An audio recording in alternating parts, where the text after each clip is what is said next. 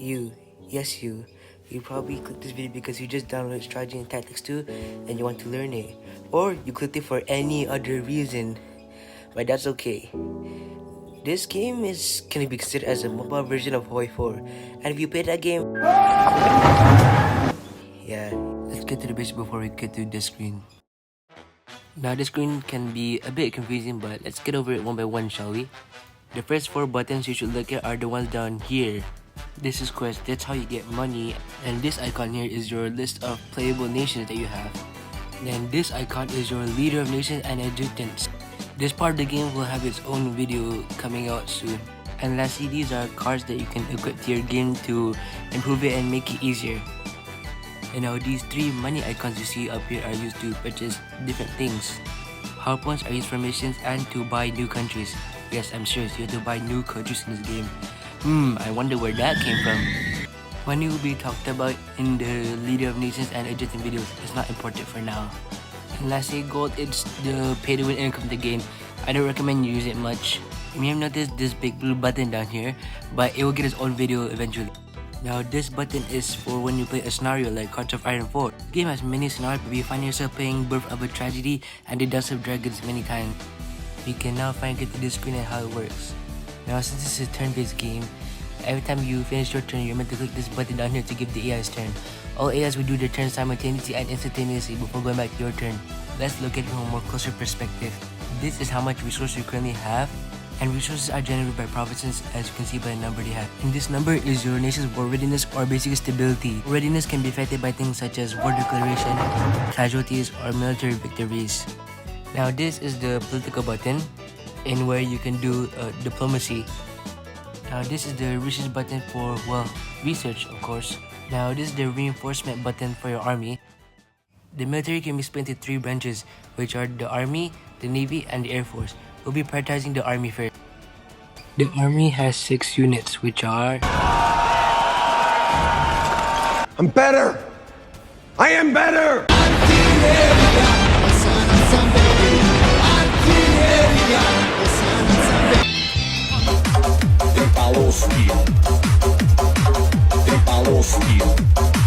That computer call, come over here and kiss me on my hot mouth.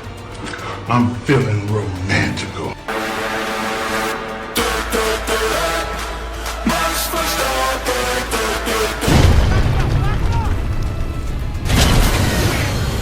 Moving on to the navy, they have 6 units, which are... Step off! Step off! Shit! They jumping me! They jumping me! We must have more. 500.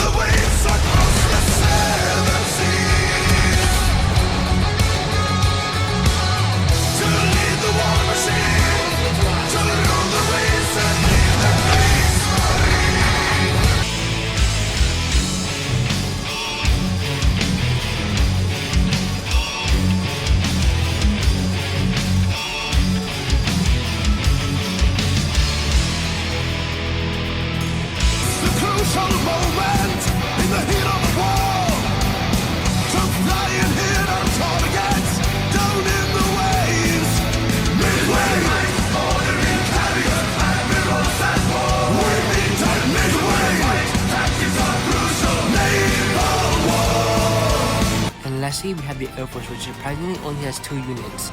These units are... You are the chosen ones, sent to the sky to die. Feel the black wings of death, reach of the heavens, death from above, merciless killing. ВДВ, с неба привет. Ультрамариновый набок берет, тельник с волной и море погон. С неба навеки десант обручен. ВДВ, сколько побед, из парашютов белый букет. Радугой мирной парят купола. Слава десанту, честь и хвала. Okay, enough with the infantry expansion and all that military stuff. Let's get into some real gameplay, shall we? I'll be fighting a war as Poland and I'll explain each important part of the war. When advancing to enemy territory, make sure to send only one troop first so that you can minimize any risk. Don't just rush in with all troops against weak enemies, as the double movement of tanks will apply when you get down. By allowing my tanks to use the double movement, I was able to attack this province.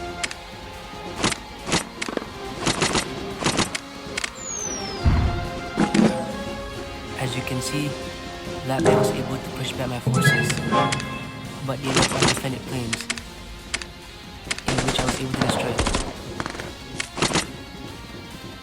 It was a good opportunity to weaken artillery.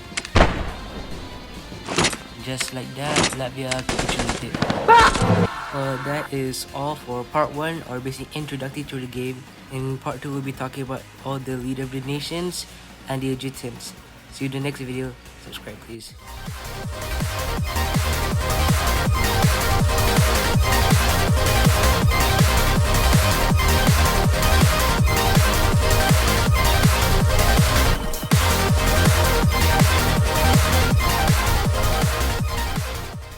Poland came into space!